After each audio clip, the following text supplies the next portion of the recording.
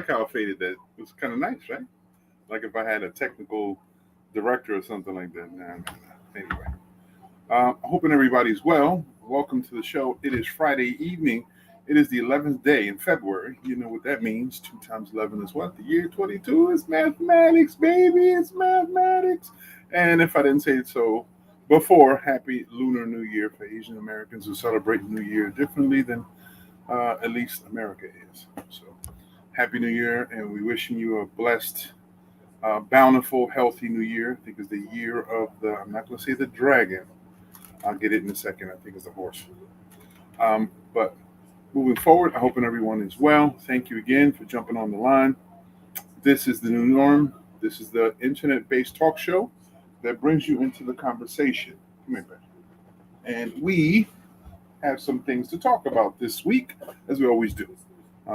If you didn't know before, the show is based off of the premise of COVID-19, of course, how COVID-19 has changed our lives, all our lives, because things have changed.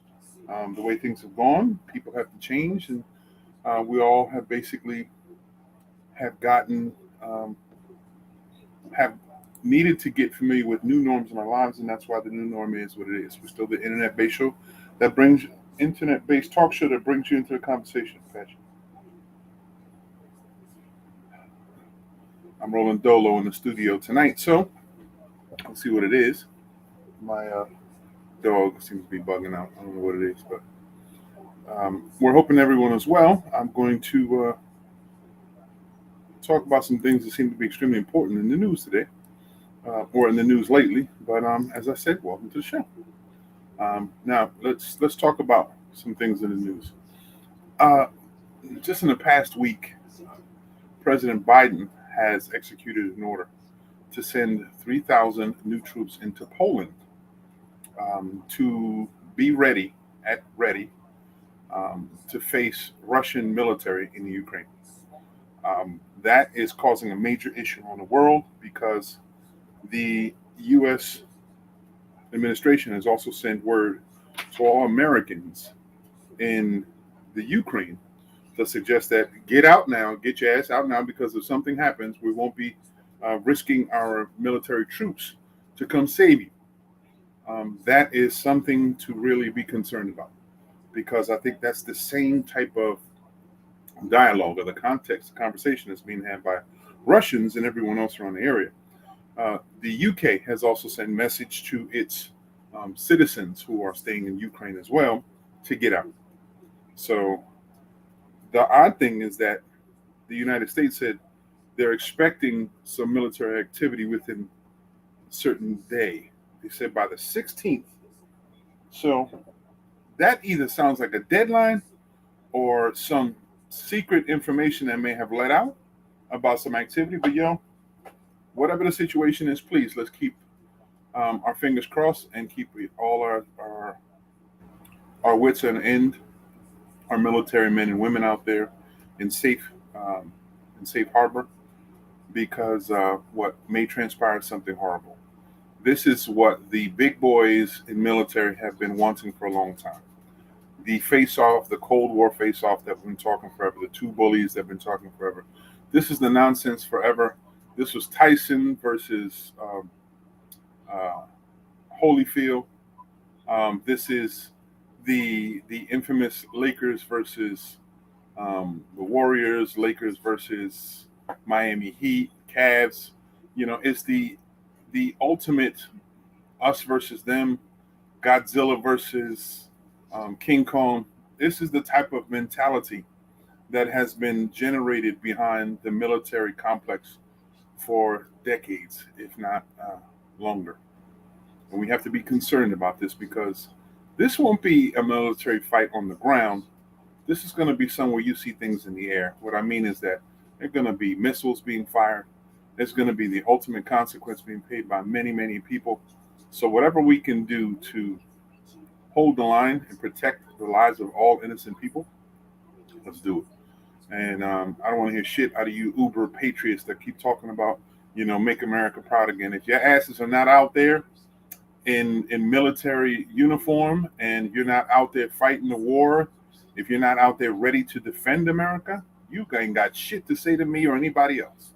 because you're sitting up here in the comforts, in the wonderful comforts of America, who's protected by many men and women who have been sent on are ready at any time to go out and defend our way of life. So let's make sure we stay very attentive. That's going on. It's not a lot of discussion. There's a lot of bullshit on the side, from Kanye West's nonsense to Elon Musk, but that's more and more information as we go along. That's one thing to be concerned of. Another thing that's going on is the U.S. administration, working with the CDC, is looking to do what they can to minimize mandates, vaccine and or mask mandates. The ever-growing protest that is going around all over the world, all over the United States, about masks and the vaccine itself is growing, and the roar is being felt in the halls of Congress and the halls of the White House, and actions will be taken. As you see, the actions are being taken now in our borders in Canada. Right now, our neighbors up north are facing what they've never seen before: protests from the truck drivers that have been recently mandated to suggest that any truck driver that has to travel all across international lines from the United States into Canada has to be fully vaccinated. Anyone coming from Canada, United States, have to be vaccinated, fully vaccinated. And that, to many truck drivers, causes them more of an inconvenience, because the process of showing vaccination, and it has to be vaccinated and ongoing. It can't just be like you've been vaccinated once and you're good. No, they're talking about intervals that seem to be encroaching on anyone's safety. So that's something to be concerned about. With that taking place in Canada and dripping now, and now potentially putting a little damper in America's comfort pocket on Super Bowl Sunday, a lot of companies are starting to pay attention to this. Now, remember, the trucking industry is one of the major reasons why we've had a damper in the food chain, the food chain itself. The fact that we haven't seen so many goods and services, or more so goods, in our national supermarkets and our national stores all around, because the goods are not being able to be delivered in time. This, what we saw before, it wasn't because they intentionally held it back. This was something having to do with, which, if you look at it and you consider it, that may have been something that was pressed upon the United States public, the U.S. public, by entities in business. Where in this situation, this is entities who actually provide the service in that business. So I don't know. But it's something that we need to look at. So this may potentially put a more of a damper in our food chain, even more so. It's going to cause people to panic and act up and act a damn fool. So what we need to do is continue to watch and support the truck drivers in Canada and in around the world who have been pushed beyond reasonable conditions to keep moving our goods and services. Because God Almighty, if we couldn't get our potholders from Amazon, or we couldn't get our tender undies from Victoria's Secrets, oh, this world will fall apart. So that's something else that we need to consider in Canada. Another thing that seems to be developing right now, dealing with COVID, COVID numbers seem to be a little stable right now. I'm not going to say a little, because we're still potentially teetering. Some days we looking at it and it's dropping. Other days it seems to be stable, and we've seen some spikes in the recent past. However, because of the latest information, documentation all around, they're suggesting that COVID-19 numbers we're hitting around that corner, as they see, and we're not seeing so many people be at risk. Is it because it's contained? Is it because we're following the mandates? Is it because people are vaccinated? It could be a combination of all that, or it could just be a combination that the actual virus that's been sent out had a table life, has some sort of shelf life. I don't know. But it's things that we need to consider. With dealing with COVID-19 and the vaccines, just recently, Pfizer has submitted all the information they need for evaluation of vaccines for children 5 years old and under. They're trying to vaccinate our babies. It's not to say that vaccines don't exist for children, but again, that's a concern that we need to have. Whether our children should be vaccinated at that age, and what can we do to prevent them from possibly being affected by some of the things that human beings are affected. One of the issues with the vaccine is people who have been vaccinated, and this is targeting a large population of people who have taken Moderna. I'm one of them. Not, I haven't been tested and or have I found these symptoms, but this is supposed to be the enlarging of a heart, the heart itself, cardiomyostatis, something like that. I think that's the name of it. I was skimming through some information and I saw it in Europe, and I saw the discussions being had in Europe about numbers being found, and I'm seeing that the same discussion is starting to take place in news circles here in the United States. So that's a concern people are. It's the enlarging, the process of the enlarging of the heart. It's not a permanent enlargement. Apparently, it happens enough, causes some concern, and it's been happening a lot with youth, young people, young males between the ages of 25 and 40. So I'm not 40. I'm a lot older. So let's keep an eye on that as well. So the way COVID-19 and the vaccines are going on, that as always, the economy itself plays a big, big, big role in how the United States and our corporate partners in America treat Americans and how we seem to have to deal with things. As we're now in February and slowly creeping into tourist season, which is usually early March, on to, I think it's October. That's when a lot of America does a lot of traveling, entertainment, outdoor things, a lot of activities outside, and they are waiting on the opportunities to be able to do so. And the economy that is dependent of those services or those events and things like this, it's going to be foretold that you're going to be able to be people are actually going to be able to project how they're going to be able to manage moving forward. All that stuff plays in a role because the United States is also in the process of trying to recoup a lot of the money that was sent out. If you've known, this year in tax season, we've seen avenues of taxation or avenues for revenue exchange that wasn't readily used or wasn't seemed to be reviewed on, which is Venmo, Cash App, and those and PayPal, things like that, which are a internet-based banking system that gave people opportunities to transfer monies back and forth. Now the Internal Revenue Service is going to utilize their powers to be able to go through those services to evaluate what kind of money you're exchanging back and forth. So you see these internet or these cyber sales and these vendors and these small businesses, people with little gigs and hustles on the side who are using Venmo and using PayPal and using Cash App. Now they're trying to backlog and not use it.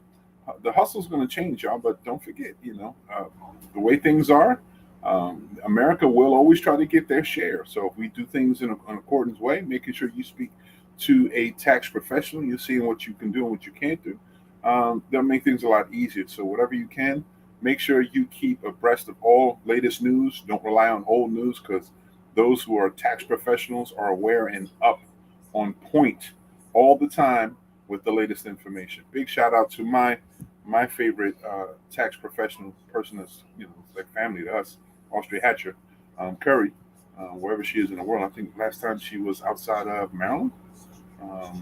She was in Florida. She might still be in Florida. Anyways, right. I'll be reaching out soon. I want to make sure everything's good in accordance. So pay attention to how things are going, y'all, because the economy right now is going to play a major role in how we move forward and how things are going. And now, with this threat of a potential war, there's going to be an influx of money and revenues that needed to be pulled from the U.S. government to have on the ready for any kind of military execution. And if anybody has paid attention, if you, as just history buffs, always pay attention to things, we come into a deficit, an economic deficit decline right before we go into military action. And then there's so much money being hacked into it, thrown around, that money seems to trickle back into the United States, oddly enough, in corporations or what have you. And then we see a spike in our economy, which is the oddest things if you look at it. At one point in time, you saw that in World War II, where and the Riveter, I think was the name of it, a symbol of women empowerment, working in factories to help build military weapons for our troops abroad. That created more economy and more monies in our households here because women were working, more families were getting a share of the revenue. All those things played a major role into it. And then major corporations were getting more of a greater return on their investments. Nowadays, you're not going to see Americans working as much in those fields. However, the return still comes back, but to the corporations. And then the trickle down theory, the infamous Reagan year trickle down theory. If the super wealthy get some, there'll be some crumbs on the table to trickle down to you and I. Who the fuck ever thought that that was the good way to be? With that type of mantra in mind, I want to give you a little shout out, little something in the news that you may not be aware of. Let me share a little something, right? That I think all of us should pay attention to. Where is it?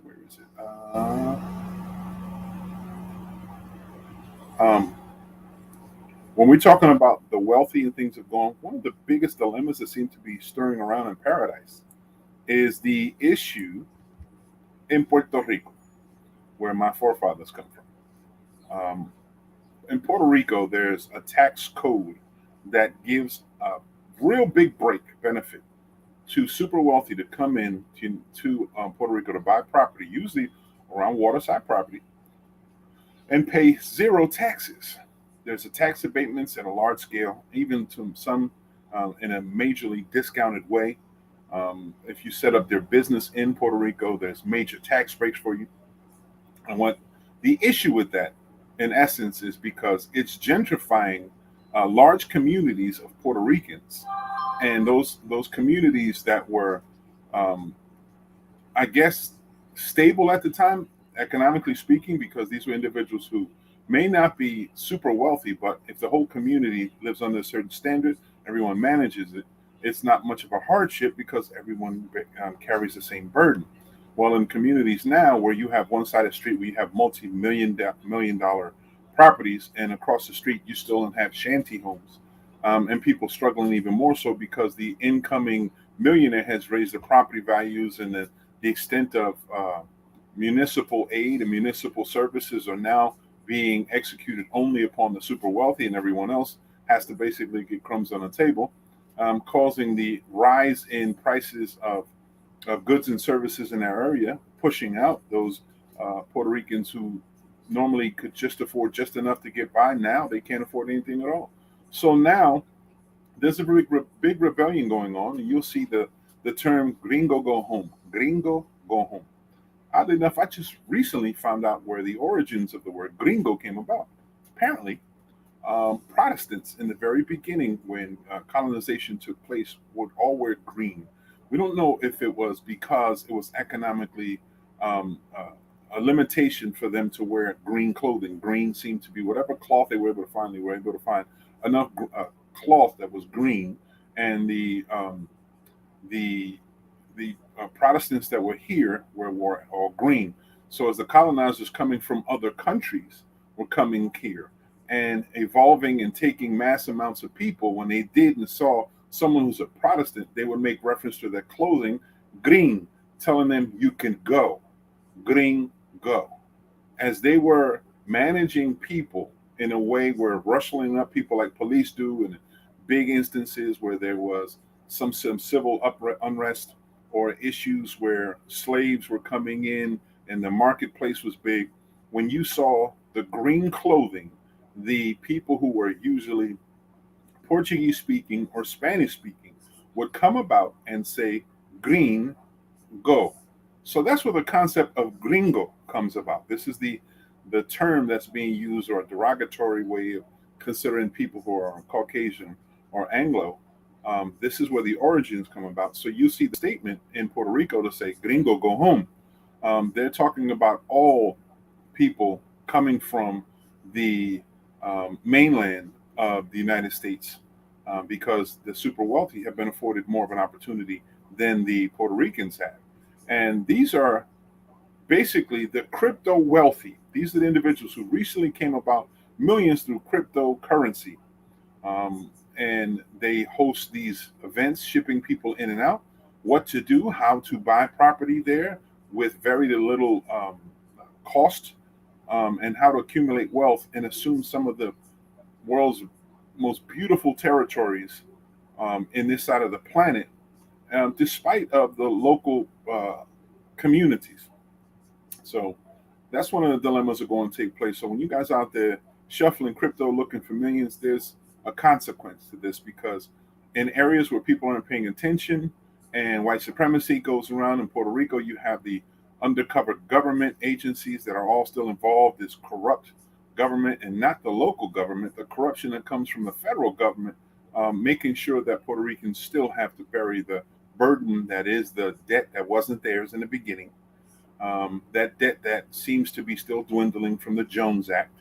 And now with Code 22 and 21 affording even millionaires to go on, Puerto Ricans are extremely upset.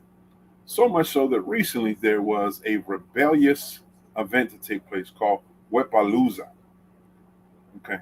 Wepalooza. Wepa is a term known by Puerto Ricans to celebrate Wepa. It's a celebratory term that we all know and usually are known by Puerto Ricans. Some people or archivists saying that Wepa comes from the indigenous people of Borinquen, the Tainos, Arawak, Borinqueños, in their ways of showing appreciation of one another, they would yell out Wepa. So this is the term. It was Wepalooza that took place on a beach, a located beach off of Humacao. I think that's the area that was, which is the most Caribbean portion of southern part, closer into the Caribbean, into the Gulf region of Puerto Rico, where a newly supplanted couple, of course, white Americans that came into Puerto Rico, bought a piece of property, not even on the beach. They were across the street from the beach, and they were trying to limit locals coming there and playing. They were throwing a ball or something around. The lady came out in an arduous way. A Karen came out in a very aggressive, arduous way, say, "You can't be here. This is a private beach," and what have you. Well, their constitution, or the constitution that relegates all the stuff that's going on in Puerto Rico, especially beaches, suggests that there won't be ever in perpetuity any private beaches in Puerto Rico. It's always been public and owned by the people in general. So because the expectation or the privilege that these individuals come in and saying, "I bought $1 million property by the beach, I should be able to do this." No, nobody told you your ass gets extras, that's too much of the problem that we afford privileged individuals, even more privileged to suggest. So, well, Puerto Ricans there took it upon themselves and threw a big ass beach party. They saw thousands of people, and they called the people who lived across the street, who were the targets of this Wepalooza, calling the federal police at that time, which is that's the highest ranking police of the island, to help them remove individuals off the beach. Said to these individuals who called, "There's nothing we can do. They're not doing anything wrong. They're playing music. They're coming together. That's what the beaches are for." So the lady who was in question claimed that there was so much trash and things would happen. When they turned around, the actual patrolmen that were there on the beach found that the individuals that were also partially involved in this is actually a activist group from the island that were hungry and fighting against garbage on the beach. They were a very eco-friendly community that were pushing all of their members to help clean out the entire beach. The patrolman said to the woman, "I don't know what you see, but I see a beach that's a lot cleaner than it was before they got here. So you should say thank you to them and then enjoy the music." It was a suggestion that he said to the person as they turned around. And then he went in and joined in the bomba circle. And if anybody understands what bomba is, a call and response music that's known in Puerto Rico that was of African descent, where the drums tell a story and the dancers follow along by bringing some color to the story of the drum. And usually plena comes about, which is like a hip hop oriented, candid conversation between the singers and then the audience, and telling a story of hardship and victory and laughter and what have you. So Bomba and Plena took place and still going on. So if you're thinking about going to Puerto Rico, and if you are a mainlander, just be respectful.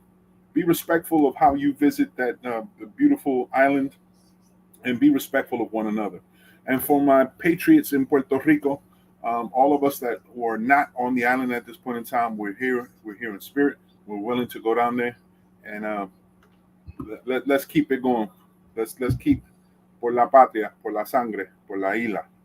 Always got to keep going. So, lastly, I wanted to try to transition into a discussion about some things that seem to be happening um, around.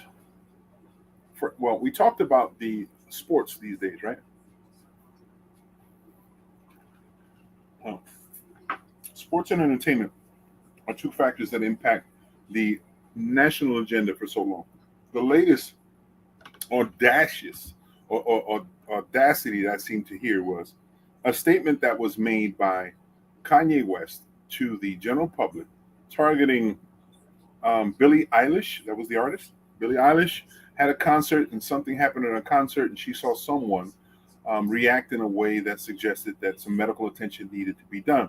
She responded as someone who's responsible should, and she said aloud, "I'm not going to do as some other maybe may some other artists may. I'm going to stop, and we're going to stop until it gets attended to."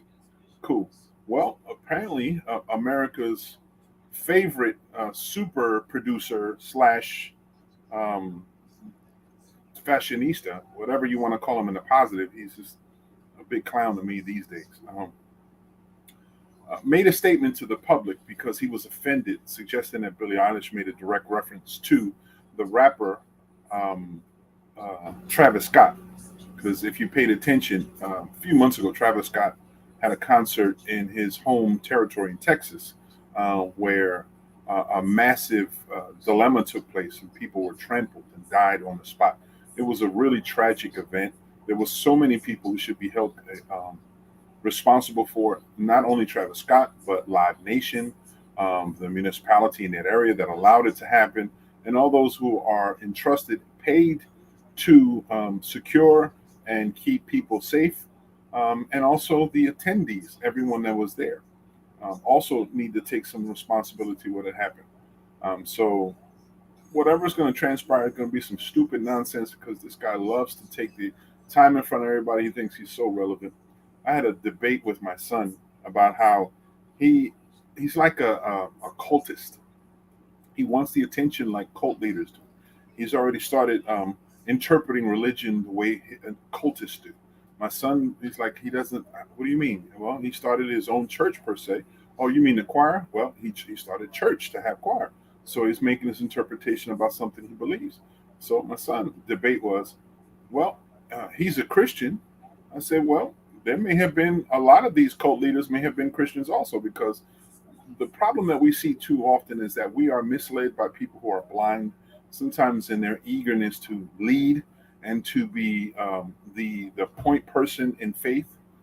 They're willing to misconstrue what is intended or the context of written language in faith-based, book-based, Bible-based, Quran, whatever, whichever book you want, or scripture-based teachings intend to, or they're trying to promote certain values.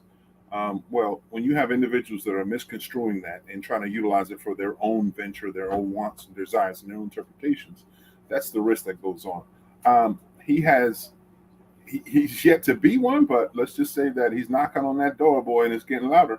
So I'm hoping that whoever can address it, they need to address it thoroughly and get that man some help if he needs that help, because he is brilliant musically.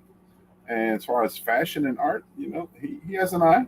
But as a human being, I think he needs some help. This situation is taking place, is growing bigger. He's making threats to his soon to be ex-wife's present friend in their life. It's stupid. You know what I mean? It's really stupid. But that's one concern. The other concern is we're hearing, watching the NBA doing these super shifts. What will do? What will change? I don't know, but I'm hoping that these super teams continue to fail, because that's the problem that we have. Always people always wanting to build super teams and not giving the energy, attention, and resources to super players, individuals who don't necessarily get the clout, and playing on these not so glamorous teams and working and busting asses and playing and giving it a good team. Like individuals like the Grizzlies right now coming out putting such a major threat. Minnesota Timberwolves putting a major threat. The Chicago Bulls mentioning a major threat. Charlotte Hornets, major threat in the NBA. Why? Because you had great players there. Um, great players and waiting for their opportunities, and they don't get the same shine as, say, a classic LeBron James. I'm like, look, I don't know about you. I'm tired of seeing LeBron James in every highlight film and every opportunity. The man's good, there's no question, but damn, when he farts, are you going to try to promote that? When he sleeps and he's drooling, you promoting that too? Y'all need to stop going and gloating about these superstars and riding on the coattails. Give people the opportunities to shine. Give them the focus that they deserve, because they deserve it. You know, they deserve the hard work. They deserve the benefits of their hard work to get there. You know, and needed to share it. And when you give an individual that much power, he misconstrues it, and a lot of times you see the end result when he tried to create these super teams, and in trying to create these super teams, basically these super duds, you know, happen. I knew it was going to happen in LA, knew it. I knew it was going to happen in Brooklyn, knew it. It just happens. Well, whatever the NBA is going to do, let's just pay attention. Continue to watch out for some of our local greats. We've got some players that are local people. We've got some people in the Bucks. We've got some people. I think Najee's still up in New Orleans Pelicans. We still have some local players that are still trying to continue the legacy of some of the greats that we've had, like Ralph Talley, like Willie Glass, people who played in the big league and are still doing the best that they can in the league itself. So let's just keep mind and keep track of how things are going, and keep it popping. What's up, bro? How are you? Yo, what's up, man? How you feeling, man? Ain't not bad, man. Just getting in. Been on the road, doing the thing, doing the damn Okay. thing as usual. Okay. How was your weekend or your weekday? Excellent, man. Hey, Yeah. you got to do what you got to do to survive. You know what I'm saying? Oh, had some Keeping it exciting real, trips. Mo. Just keeping it real. Yeah, I had some exciting trips again. When is it not? Right. Yeah, I hear you. You know what I'm saying? I hear you talking about Willie Glass and those guys, man. What's up with that? Yeah, just trying to give them some. Oh man, Frank Turner. Let me not forget. There's just a lot of discussion about these, about the NBA things, and I kept saying, I Okay. said, there's Officer, I'm individuals, listening.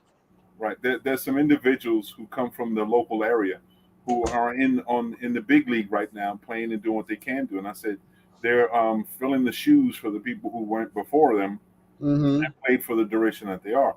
So, just to keep in mind, keep a lookout for them guys, and keep them in our thoughts. Keep promoting and helping them instead of sitting up the riding on the coattail of LeBron James and all these superstars. Give these up and coming individuals some attention and some appreciation too. That I that's can my dig it, speed. you go local first. You know what I'm saying? Yeah, It's all good. yeah, I'm that's my one of speed. those guys. I went to school with some of those guys, obviously. Right. Ralph Talley, Eric Moore, Valeria Jones, Davine Johnson. I mean, the whole crew. Exactly. Matter of fact, there's more and more discussion taking place about some of these ex NBA players and ex professional sports athletes in their consideration of placement. Like one of them specifically is the city of Atlantic City recently announced certain people being placed in positions of directorships, and one is the partner of recreation, Okay. the new director of recreation, Yeah, I a saw pictures local of it. right, a local young man, Mm-hmm. seemed to have had some history working in the field of management and working in recreation in some field. But a majority of people, including myself, think that we have had individuals um, who went to school in Atlantic City, went to college, went and played in pro sports that possibly could be equal, if not better, candidates for those positions, who should be considered, who apparently isn't being considered, although their names were thrown around for these positions. One was a young man by Frank Turner, who's played professional sports Yeah, I abroad, know. Mm-hmm. but comes back on a regular basis and involve themselves in, I think, the summer sports leagues and stuff like that. So he's still in the chain of trying to help um, fester and promote young athletes and trying to get better and what have you. Understand the importance of education and trying to integrate that. So That's just one element. But I also said, we had Willie Glass has been working for the city of Atlantic City for a long time. He suffered an injury some years ago, and that basically took him out of that whole athletic field. But he still works for the city itself, and he has a wealth of information still readily available at any time. And Ralph was doing the same thing. Ralph Talley had worked for the city of Atlantic City for some time, and I'm pretty certain he have some understanding of management because I think both of them were in A school lot for of us business. that came up, Mo. We Yeah, totally agree with you. A lot of us, yeah, because when I was playing soccer, it wasn't popular as it is today. But I rose to the very top with that, exactly, in the city of Atlantic City. I exactly. remember, Mayor Archery, when we had sports banquet. The sports banquet was held at I believe it was a Baptist church on, let me see, Arctic and New York Avenue. Uh, Okay, the big church there. St. There's a James. Yeah, St. James Church, exactly. That's the one. Yeah, all of us had to show up there. Myself, Ralph, Davine Johnson, Right, all of us was there, because all of us was getting an award from Mayor Ushery. right, This from like back in the day. A lot of us had a wealth of talent, but the problem is Atlantic City doesn't seem to cultivate, the people who grew up in the community to have them give back to the community by putting them into positions. right, right. So in the process of that happening, a lot of people have to leave this area and go do other things in other areas. Friends of mine, these guys are coaches, in Washington, D.C. and Maryland and all this kind of fancy stuff, Right. when it could have all happened right here. Yeah. I mean, it's sad because there's not like an endless amount of positions of good paying jobs, of positions. So I understand that, not everybody can be hired at a high level, but when we have um, expertise to the level that we have, we need to utilize the best way we can. And also think that that's the type of investment we make in our population because when you hire from within, you give people from within, young people, Yeah. an inspiration to say, well, if this person went through these avenues and at this level, that means I can do the same thing. Let me see what I can do to continue if that's something to strive for. Well, they should put together a special department within, the city of Atlantic City, whereas when these people actually graduate from, high school and go to college or whatever the case may be, that they could actually come back and give back to the community because that's something that they will enjoy doing. Just put them on the payroll. What's the problem? Right. Just put them on the payroll. Yeah. But you know what? Right now, that could be a little issue because I think that's one of the problems that we have.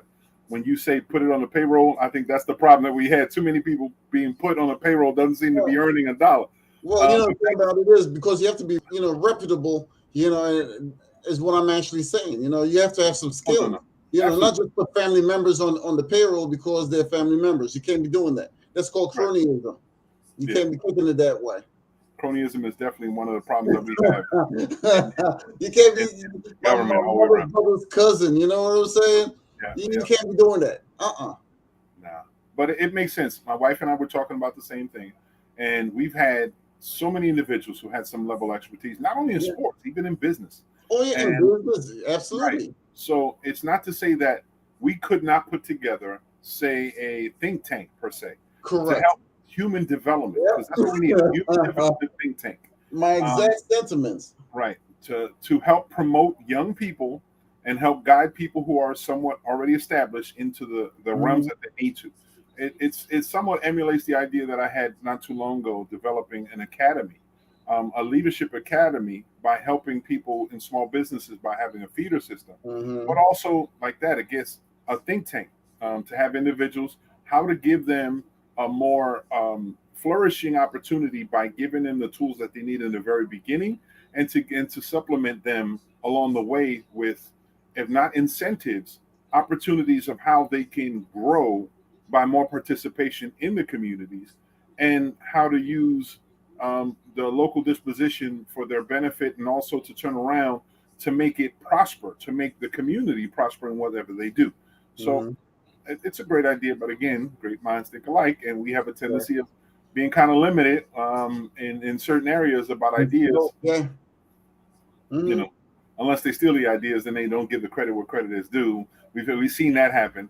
I think yesterday was a big a showing of that when the local mayor had his spiel about what he intends to do for the city of Atlantic City at the local MBCA breakfast lunch or whatever, Well, we've had individuals that were there basically highlighting all the things that seem to be discussed by not only myself, but quite a few individuals who are thinking about what we can do to inspire the city itself. And basically taking on, I did this, I'm doing this, I'm doing this, but never giving credit to the people who actually put effort into doing so.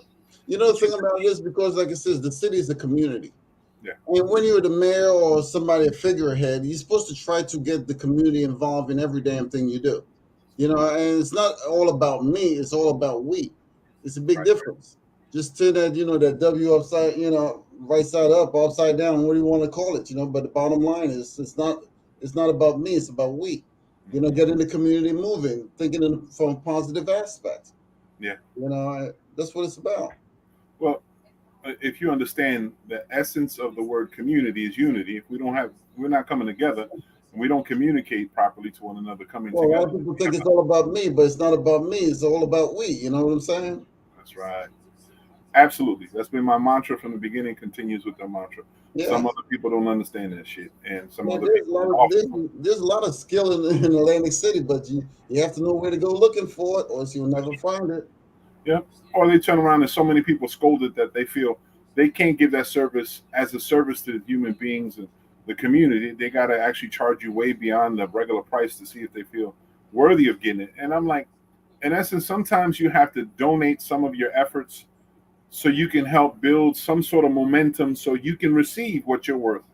But you got to build some sort of momentum with it. If it's carpentry, all right, cool. If you have some individuals out here who can't afford the full gamut of what you would cost to repair in their homes, but there's something that you can do to help someone who has a limited income go into their home to help the smallest little thing to help make their lives a little easier, then that basically can spawn out some interest from other people who saw the work that you did.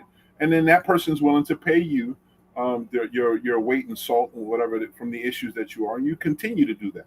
For every job that you do at the level, you actually afford an opportunity for somebody who can't afford it. It's usually seniors or people with limited income. A chance to help them with small little projects here that they wouldn't normally do. These are the ideas. That's just one concept that I know was part of a topic for many, many years now when it comes to redevelopment in the city. But that's just one. That's just one. Yeah, well, there are things, but like you say, you need a think tank. You need Hmm. people with ideas, bright ideas. I remember the governor was just talking recently about foreclosures or whatever the case may be, whereas the Department of Community Affairs, they were going to put together, a particular program where when people fall behind their mortgage and they're subject to going to foreclosure, some of the banks and some of these other mortgage companies tend to buy the property. It will sit there dormant. So they're like, look, what we're going to do, we're going to purchase it from them at a lower, cheaper price and give the people the ability to buy a house, instead of having to just sit there dormant and then eventually have to tear it down. Because when you have to tear it down, the city has to come back and pay like 10 grand plus to tear the damn house down. And it's crazy because a lot of the banks and mortgage companies would say, hey, look, that's on your property. We have nothing to do with that anymore. We've already got our investment and we're out of here. Yeah. Even in that concept, when we talked about property, community properties, there's so many details that people are not really aware of. And then there's a lot of details that are not being shared intentionally. You know what I mean? Because there's opportunities around when it comes to Oh, yeah. buying homes and claiming. There's lots of Yeah, opportunities. there's big time opportunities Yeah. around here. There's programs that can be put into effect. There's money that could actually use to rehabilitate a lot of these things instead of selling every property for a freaking dollar to somebody, and you have the rich guys buying it up like crazy and rehabilitating it, and just go through the same cycle again. Because when they actually buy it for a dollar, they rehab the property, they sell the property, somebody takes out the mortgage on the property, the person defaults on the mortgage on that particular property, and then it goes right back through the cycle again. Mhm. It's like, as an example, you talked about it before. It's really unfair how things have gone. There could be properties. Let's just say there's properties here in the city of Atlantic City who's being sold. They know it's been sold, so somebody in power who has opportunity to take those names off the list for sale will take it off on the same day they're supposed to be sold, and they'll sell it to someone else for a dollar and saying they were meant at auction on the day because the dates on the documents say the same day as the auction. So the defense is they were auctioned off. Nobody wanted to do it when it wasn't the actual truth. So the person in power is selling it to other individuals for a dollar. So they then can turn and deposit monies that are supposed to be used to buy that property into other things, and they're donating into a nonprofit organization. And that nonprofit organization is actually there to use as a slush fund to help people get paid from, or and financial donations being made to campaign funds. And you see major corporations, like just recently, we just saw the name of Fairview.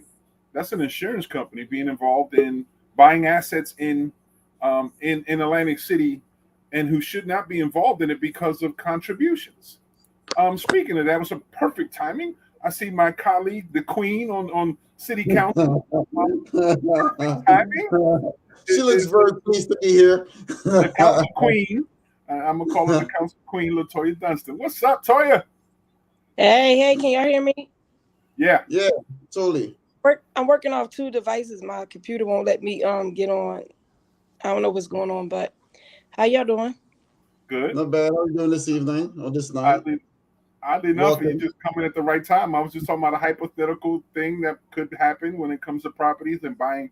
People selling them, buying them, saying that they have to donate money into a nonprofit organization so you can, in turn, buy these cheap properties. She's got a smirk on her face already, bro. Look, you can pause. Look at her face. That face alone tells enough. Listen, it's been a long week, so I'm like, it's Friday. I'm exhausted, so it's been a long week. But buying and property and dollar and stealing them and selling them and taking them and erasing them, it's a lot of that going on. So it's just the things that we talked about: economic opportunities, and what seems to be available, and how some people who may be in the knowledge, who hoard this information for for certain specific use, it's never intended to be held captive for a certain few. It's supposed to give everybody a fair balance, a fair chance of it, because that's what it's meant for.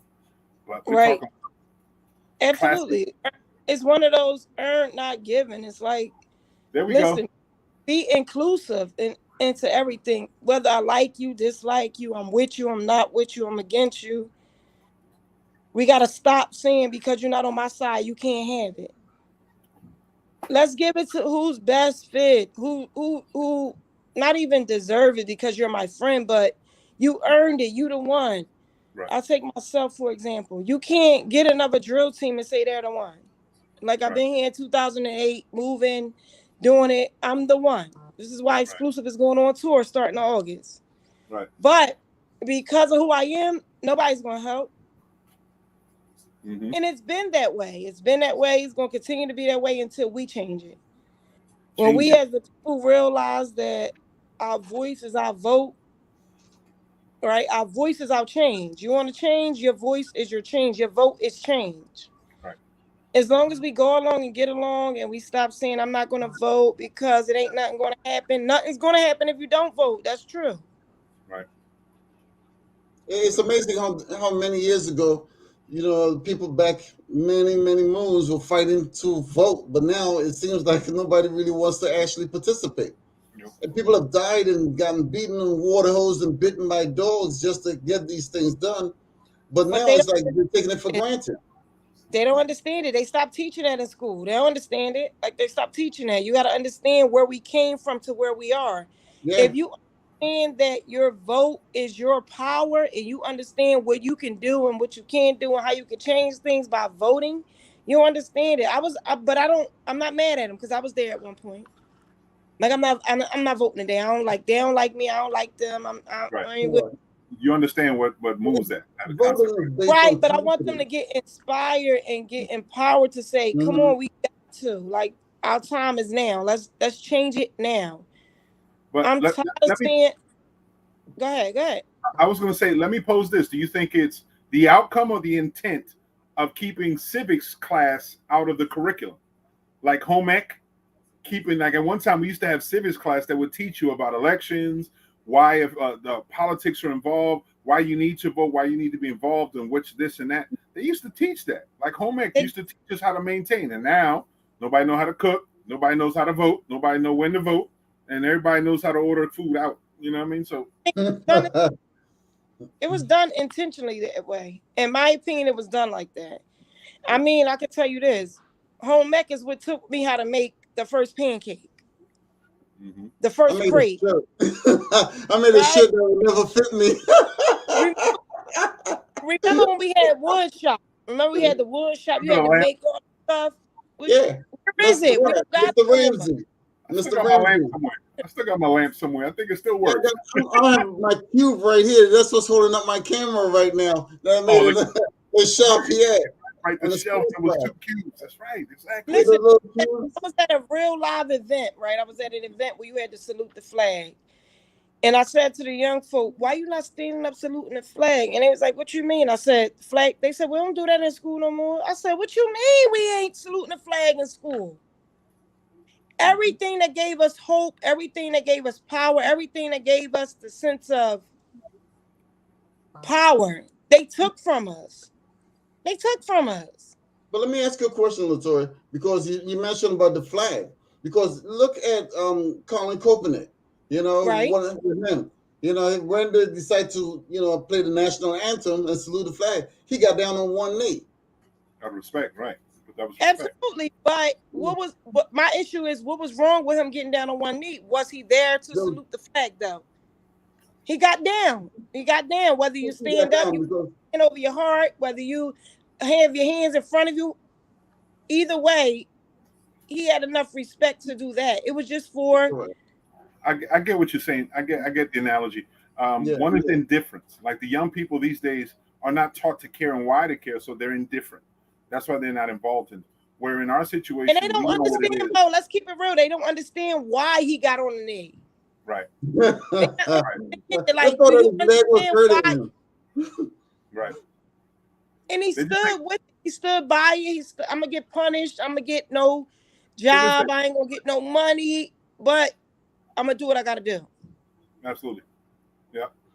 But that's no different from like Muhammad Ali, because Muhammad Ali back in the day during Vietnam, he's like, I'm not going to go fight for these people against these people. They have done nothing to me.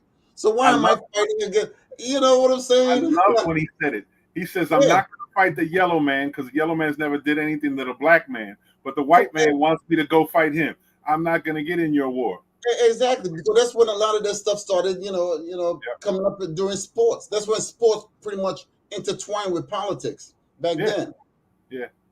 And you know what? Back at that time frame, you see it because you saw it in the Olympics when you saw the brother stand up with the hand, the fist, and then the backlash that the white guy had at that time in support of those guys, because the white guy that was standing next to them got years of backlash because he supported them in respects to what they were doing. There was a level of respect that he made. But again, that time frame, there was so much going on. This was the civil rights movement. There was a lot of post Jim Crow rebellion going on. Malcolm X. This is the time when people started feeling really good about feeling what their powers and their entity of being black. So it was in essence. And now we're seeing the influx of that stuff in sports also. We saw how like the NBA shut it down, was like, we don't think it's appropriate for us to play basketball in the wake of George Floyd's murder and the way things are going. And you saw not only basketball, you saw baseball respond, even hockey. I was bugging when I saw hockey. Somebody says, if you take all of the minorities out of these sports, you ain't going to have no sports. There will be sports. It's just that if you take the minorities out of the music industry, there will be no music. There will be no sports. There will be no music. But you still have a little bit of hockey, though. You know what I'm saying? You can do that and watch golf. You have a little bit of NASCAR going on. You know what I'm saying? Yeah, you can do that. Yeah, exactly. You can watch NASCAR. You can play a little golf. And you can get some exactly. You know what I'm saying? A little bit of tennis here and there. Yep. Watch the Winter Olympics happening. Be all right. But there will be no Super Bowl. No NBA. No World Series. There will be no NBA Finals. No, forget about it. None of that. You won't see none of that. Exactly. It's just the understanding of our identity. But one of the things we're talking about that. I was having a conversation with somebody about the same concept that we're just talking about now. How one time the people standing up for their rights and just social awareness was going on. Jim Johnson, which is the owner of the Dallas Cowboys, has always been egregiously counterproductive, being disgustingly, and he's watched his words not to sound directly racist, but he makes reference to people where his position is. I know in the last situation when Kaepernick put on his knees, he said, anybody who's employed by this company that I owns, if you don't get your ass up and stand, he basically said, if you don't stand for the flag, I'm kicking you the fuck out. And he was really arrogant about this stuff with his boy.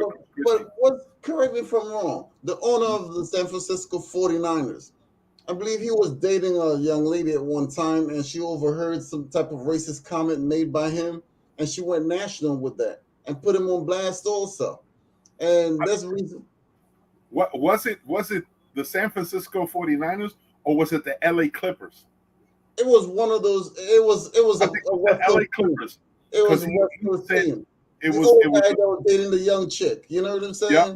It was the one talking about why do you like to spend time with them? I don't want you inviting them over, and he was making reference to black men because his girlfriend, who was black, weird but black, he liked dating her in the whole nine. It got into a thing where he had to sell the Clippers. Correct. A lot of people kind of like forgot that, and that's what seemed to happen. Yeah. I mean, when you have rich, wealthy, privileged white men who are empowered to buy businesses that depend on black or minority labor, you have that ego going on. Yeah. And sports is that whole thing. Sports is that. Politics now intertwined with each other big time. It has been like that for a long time, but more so now than ever before. Yeah. Back and forth. It's no different from what I heard earlier this week. I was telling my girl about. I'm like, look, I heard something about Donald Trump. How he was flushing documents down the freaking toilet. Stupid, dumbass. And those are the things that was supposed to turn over to the National Archives. But he was busy flushing it down the toilet, and then he climbed up the toilet flushing these documents down. He was supposed to submit it to the CIA for the investigation, but he never did. I know. Yeah, because but if you go back a little further into the Reagan era, you remember Oliver North actually made the paper shredder very famous because they were busy shredding up stuff back in the 80s. Truckloads of shreds. It was more confetti in the United States than ever before. Yeah, oh my God, Oliver North. Yeah. Again, military, another born-bred American patriot who was pushed and told to do this, and he did it. Dumbass. That's when they discovered that the FBI and those guys could start gluing this stuff back together. I know. They forgot they invented glue way before they invented the paper shredder. So some digital makeup and everything, but that was amazing to find out. Yeah. But again, it's just people who thinking that they're doing the right thing, being a patriot, being stupid as hell and doing the wrong thing because, ethically it was wrong from the get-go. But this guy, Donald, the big D is for dumbass because I swear he proves over and over and over again that his concepts in the world are solely because of his privilege, solely because he's been a very wealthy white guy with white supremacists coming from New York and thinks he can do things the way his dad has allowed him to do and his circles has allowed him to do. And it's a damn shame. Yeah, because daddy was the millionaire in the family. He was the one from the get-go. Mm-hmm. And the others was just bought up off of his coattail. Yeah. And people ain't paying attention because the history that daddy got that money is questionable too. You had a lot of illegal activities, immoral activities that daddy was involved in that landed him in a position that gave Donald that loan. But Donald's sister, she's a federal judge. Yeah. You know what I'm saying? So she never really liked him too much, but she's a federal judge. It seems like only the people directly underneath that tree, that branch that seems to be kind of narrow, like him, because everybody else is willing to give him spiel. What was it? Other family members don't care much about him. Don't care two shits. I'm like, wow, that's deep. Sounds like some interesting things where people just don't like their family members so much they want to remove their names out of their their existence. I mean, what else is new? Sad to say. I know. Tell me about it. Yeah, the great Donald. Yeah, he's great, all right. Great for misleading stuff. Speaking about that, I just saw a little bit of an expose about the January 6th event, and they were talking about two people who were involved in it. And they said they were so pushed like it was a cult.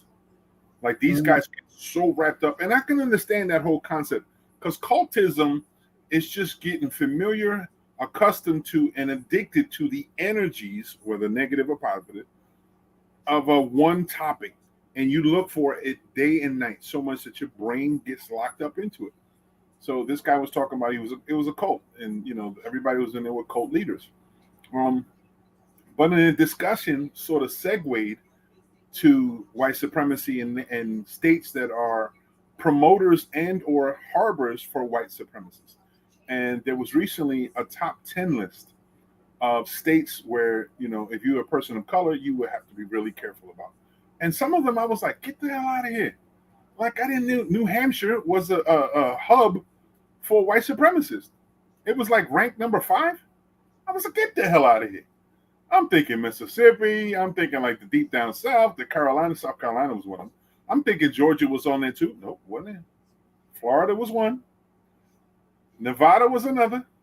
Or Arizona, actually. Florida, Arizona, New York State, New Hampshire. I was like, what? And Virginia.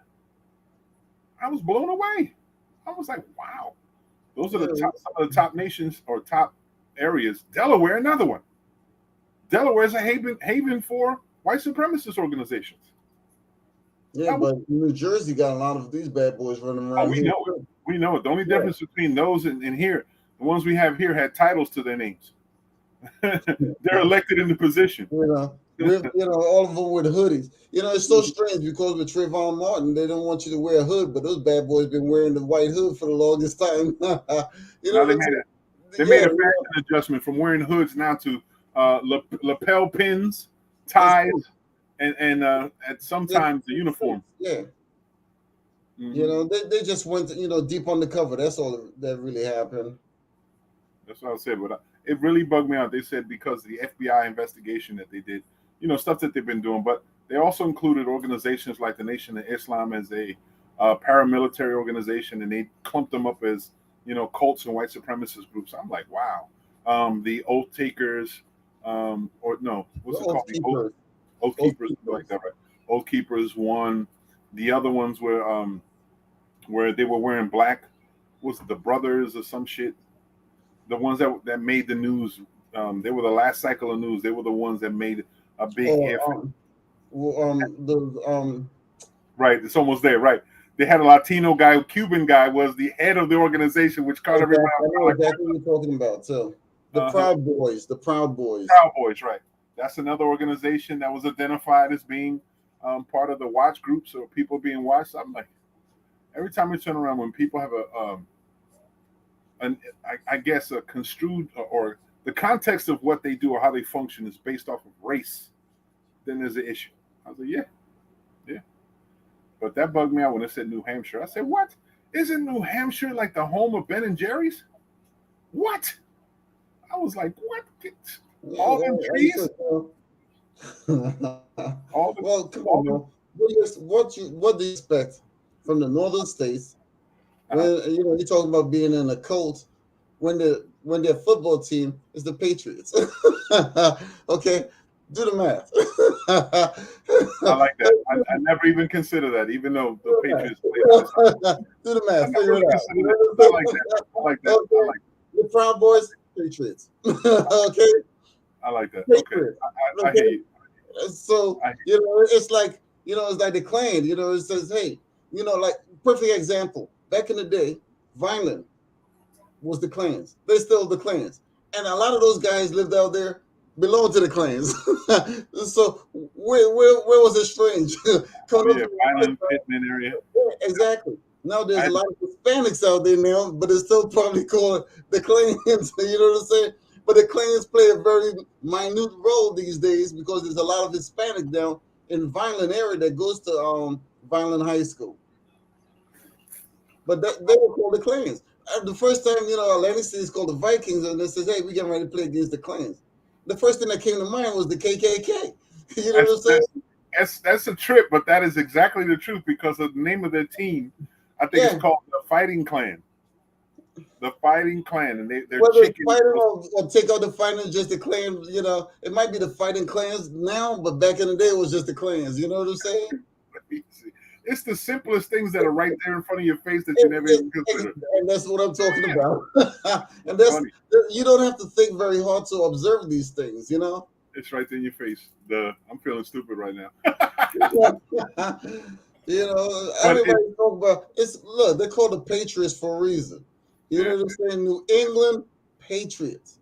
Okay. I think in my situation, thinking about New England was known to be the liberal part of America. We were the North that were fighting against the Confederate South. So I'm always thinking advanced and more democratic. This is how I mind things. You overthink things. You know, giving people the benefit of the doubt don't deserve it, right? When you overthink things, you overlook things, right? And that's what happened. That's to suggest like there ain't no poverty in Maine. Yeah, hi, it's probably poverty. Mm-hmm. You know, just like New Jersey, I tell a lot of people, there's nothing new in Jersey. Period. No. You know, what's new in Jersey, other than nothing. You know, I had this lady that I was talking to earlier today. She came from Albuquerque, New Mexico. Mm-hmm. She is she's an assistant manager at Boardwalk Honda. So she moved from Albuquerque, New Mexico to this area. And she was blown away by what she was telling me. She's like, hey, right? Yeah, man, she said it's so expensive over here in Jersey, and and all of this stuff. And she kept on going on. I says, welcome to Jersey. You know, there's nothing new here. Nothing. You know, she's like, this is an expensive state to live in. I says, hell yeah. Very densely populated and very expensive. Yeah, very much so. Some of the attributes that we hold on to, people asking, how the hell can you hold on to it? That's true. Why are we so anchored to a state that is super expensive? It is very expensive. It seems to be super racially biased. And then it's industrialized to the point where if you are only with a corporation, then you can't manifest. You can't manifest independent wealth. You got to be part of the machine somehow. Yeah, because she was talking about as far as, rent, she's like, Adrian, you could get like a 2-bedroom house, in Albuquerque for $950. Oh, yeah. I said, you can't even get a freaking closet up in this area for that amount. She said the housing is freaking out. Yeah. And especially when the pandemic hit, a lot of places now for 1 bedroom, you're looking at $1,500 on up. Oh, man. The more the discussion came about and the more people start paying attention, first off, there's not enough 1-bedroom apartments in this general area, period. They're not even set up for single living people. They're just not. It's unfortunate because there are a lot of individuals who are single that are looking for a single, a 1-bedroom home or a studio type deal. And they could live, I guess, okay with it. But the prices of studios these days would be $1,000 or more. But in circles, we're talking about the market itself down here. The market down here is absurdly high. Yes, it is. I'm like, where's the regulatory when it comes down to the rental cap on things? And again, I think what it is, and I have to do some research. If it's not manipulated by property prices, the value of property, when people want to make millions and millions of dollars off of flipping properties, they have to raise the value of the property in essence to see if they can make more money.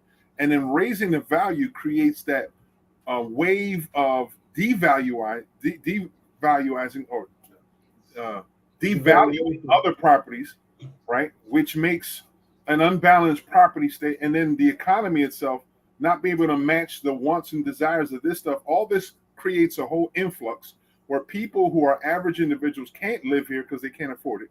And then anyone who's looking to rent, you have to work 3 jobs to manage, in a partnership with somebody else to live in a 2-bedroom apartment. They're talking about $1,700 is the average going rate. Yeah. You can't find a regular job, even under these standards now at $15 an hour. No. You making enough money to live in a place paying $1,500 a month. Correct. With a regular 40-hour job to be able to give the amenities that you need. You need electricity. You need to have cable because unfortunately we can't manage without cable. Then you have internet. Everything's internet based. So if either you can have cable or internet, of course, you always look at it. You need a phone, so there's emergency situations. So there's certain necessities. Put that into that. There's no way a person can manage that and then possibly get a car payment. It's impossible. And if you have children, it goes even higher. It goes deeper. You know what I'm saying? So it's never like that. And I've said this for eons, man. I was on the city dais as a council person, always questioning this. When they talked about all these million and these upper echelon homes being built on the ocean side. Who the hell is buying this, and where the hell do they work? Because I want to know where these individuals are working that are able to afford this mortgage payments that they're paying, $6,000-7,000 a month in mortgage. Who the hell can manage that? You know what I mean? So some of those guys purchase the properties. They don't live there. They use it as a vacation property. So they go up to New York or Philadelphia or wherever and say, hey, look, I have a beach house in Atlantic City. If you want to rent it, you can rent it out for X number of dollars. You and your friends can get together, but just don't wreck my house. That type of stuff. So that's that's how the Airbnb process started. Correct. And that's where the Airbnb concept comes into play. Yep. There's one house that's right across the quote unquote inkwell, the area that I call I know exactly where you are. Right. Building those homes. It's a big home. It's close. Mm-hmm. It's right next to, not the one at the corner, but one right next to it. I know exactly. The owner of that property lives in Bryn Mawr, Pennsylvania. And every year he does this thing where he has to bring out his country music, his speakers blasting country music and Donald Trump supported theme songs, has his Confederate flag, has Donald Trump Republican all over the property. And he does this because he's trying to combat saying that beach should be private because they own the property, and because he doesn't like the fact that locals go there, and we go there in families. We play music, but we play our cook. You know what I'm saying? But he doesn't like it, so it's back and forth. So this is, again, the great white privileged guy from Bryn Mawr, Pennsylvania, who comes down and acts a damn fool, acts like Karen-ish. And then last year, I think you remember the discussion about the lady going in with the Donald Trump. I remember very well. Remember that? I was there. I saw it. Okay. See? I was the man on the scene. Yeah, I saw what was going on there. Mm-hmm. So as we see, like, the way things have gone, it's still going on. It's like, who can afford to live in an area like the way we are as long as the economy is being pushed the way it is? We can't. They're going to move up. A lot of residents, because the courts are open back up, a lot of residents are going to end up, I get a foreclosure list. So I can tell you, a lot of people, friends, people that you may know, I see the list. Yeah. And a lot of these people, now that the courts are open back up, going to lose their homes. There's no doubt about it, unconditionally, because like I said, the mortgage payments are going to go up. The property tax is going to go up because, like I said, our dear old governor, obviously, all that money that was doled out, even a lot of these states are actually saying that they have, they're sitting on a lump sum of money, but they're still going to raise the property taxes. Oh, hell yeah. They're still going to raise it because Murphy's going to raise it. And Wolf in Pennsylvania, he was talking about the same thing yesterday, how they have, so much money or whatever the case may be that they're sitting on, but yet they're actually talking. The minimum wage in Pennsylvania, according to Wolf, is $7.25. Now you tell me who the hell could live off of $7.25 an hour? And then the promise to say, we're gonna make it up to $12 because it's ridiculous to $7, but we'll get to $15 in 2024. If that is some hardcore nonsense, it's like unreal. Mm-hmm. These people end up being governors and mayors and stuff. They keep their people and the community in poverty, and that's the thing. That's the thing that's so heartbreaking. But the powers control them, have money, but they do not look out for the small guys. They're burying them, obviously. Welcome to capitalism. Welcome to capitalism. They need poverty in the background to be executed for somebody to be considered in wealth. Go ahead, I can answer that. Running all a little bit with a little background music. So let's see. Little background music in the background behind this. So if we're talking about the way things are going, the capitalism has been the biggest thorn in American development. But none of this stuff is running amok because inflation. The regular gallon of gas here is what, $3.55, $3.45. Nationwide is $3.45. Some places like $3.65. It depends on where you're located for just regular gas. Right. But everything is going through the roof. Inflation is running amok. Yeah. And there was just a report suggesting there was a place here in New Jersey where they saw regular gas. Matter of fact, it wasn't regular. Forgive me. It was premium gas. It was $6 a gallon. All I kept thinking was, why are you still driving a vehicle that requires premium gas? A lot of those guys who have the SUVs and those big trucks and stuff, unless you obviously got big bankrolls, a lot of them are going to park it up and use the. Back in the day, there used to be Yugos. You remember the Yugo? I know. Either you go or I go, but we can't go together.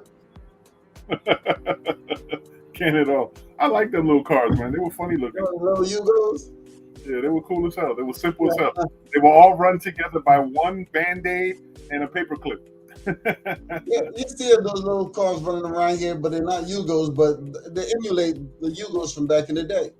I like them little things, the Festivas and the big people can't fit up inside of that. You have to sit on the roof. You know what I'm saying? They're like exercise. You have to sit on the roof and drive the car with your feet. You know what I'm saying? And let's just say, I remember when I finally got into the BMW Mini. It was the country. I think it was called the Countryside. I forget which one of the mark of it, but it was the largest one they had. I finally got into that shit. I was like, oh, I like this. Finally. My wife said, I'm gonna take a picture of this and look like me in a pack of sausages. It was tight as hell up in there, but I was like, I like that. I was like, yeah, that's the boss vehicle right there. But go ahead. But a lot of people, like I said, with the economy the way it is right now, it's out of control. There's no doubt about it. And then the feds are talking about raising the interest rate. That's gonna. We knew that was gonna happen. Yeah. You know, they're trying to curb inflation by raising the interest rate, but then the whole thing is the trade is going to crash. Yeah, it's going to crash. But we knew it was going to happen with all this money influx that was tossed out, and right before a supposed war, potential war, you know it was going to spike up because the U.S. government wants to try to bank as much as possibly can from the American public so they can have it just in case they need to spend it in the military action. And in the background is usually for like bonuses and hookups internally. But of course. You know what I'm saying? Like Biden say, he's like, I'm a big capitalist. And then Xi Putin says, well, welcome. We're big communists. You know what I'm saying? Mm-hmm. That's really like the extreme to each one. When I watched the latest broadcast of Uncle Joe, when he got up on, he looked really pale and frail, even more so. I'm like, I know that the position of president takes a lot off of a human being. Yes, it does. You saw how Barack Obama aged so quickly. Yeah, and he was young. Yeah. So, but you see only the certain ones. I don't know if the aliens, like Donald, didn't look much older. Nah. Not that he gave a fuck anyway, you know. But and the Bushes, all the Bushes didn't seem to really age much. Yeah. I guess the Democrats, but Uncle Joe looks old and frail. I'm like, uh-oh. And all he kept talking about, and I kept thinking, you notice one thing: you have more living presidents who are Democrats than are Republicans. Right. We only have 4, right? 4 or 5 left. Yeah, but that's more than the Republicans. The oldest living president we still have is Jimmy. Yeah, but he's Democrat. Who is the oldest president that's actually Republican that's alive now? I think W, if not Donald. I think Donald may be old as Donald. Donald is in the 70s. Him and Joe, and Hillary, I believe they graduated in the same class. You know what I'm saying? They probably did. Share the same class with Moses and Jesus. Exactly. They're all in their 70s. But like I said, you have 2 of them, Donald and the Bush. Mm-hmm. That's it. I can't think of anyone else. But then you have Barack, you have Carter, you have Clinton, and the list goes on. Yeah, that's a lot. That's true. That's another what do you call it? Observation. Another brilliant observation. Thank you. Yeah. I guess the Republican presidents that stress themselves out and they kick the bucket real early based on the nonsense. I'm telling you. I don't know. I'm just saying. That's true. Or they get in office old as hell anyway. Look at Jimmy Carter. That guy's still moving around. He outlasted, each and every single one of those Republican presidents. Right. I mean, they need to put a statue of Carter in front of the freaking White House next. Get rid of the waterfall. Put a picture of Carter in front of there. I mean, he's done a lot for this country. Yeah. The waterfall ain't doing nothing in front of the White House. Put somebody that's meaningful. Habitat for Humanity. That's what the man has done. Yeah. He built homes for a lot of homeless people. Man, he's still doing it. You know what I saw? You know what I saw recently, which I thought was cool as hell. I saw a little discussion on Vice about homelessness, and the ex-governor, the big guy, Arnold Schwarzenegger, spent $2.5 million of his own money and bought these tiny homes for the tiny home village that was being demolished in California. Mm-hmm. He bought all these things for the veterans. He paid for it out of his money and made sure, and it was a nice little setup, like a little small home, tiny home type thing, enough for a veteran, had air conditioning and heating, and some place that they can stay inside comfortable. It was safeguarding the whole nine. It was really nice to see that. And you wouldn't think, because Arnold Schwarzenegger wasn't known to be the most diverse individual on the planet. He had his own racial undertones here and there, but he was also very, I guess, American. You know what I mean? Because there was a lot of principles that he showed was very considerate of people of color, minorities, and poverty. But you have to remember who he got married to. Well, I married is one thing. Having children is another. Because he married to the Kennedy family. I know, but that's not necessarily saying a whole lot, because the Kennedys were a bunch of the I don't know, the romance behind Camelot was bullshit. Because even the Kennedys talked a big game about this and that, but they were benefiting. The Kennedy money came from alcohol and bootleg. But that's no different. That's no different from Trump's family money. I know that exactly. That's what I'm saying. I'm not with that romance of Camelot. Yeah, But I know Maria Shriver had a lot to do, and she was probably the more liberal aspect with him.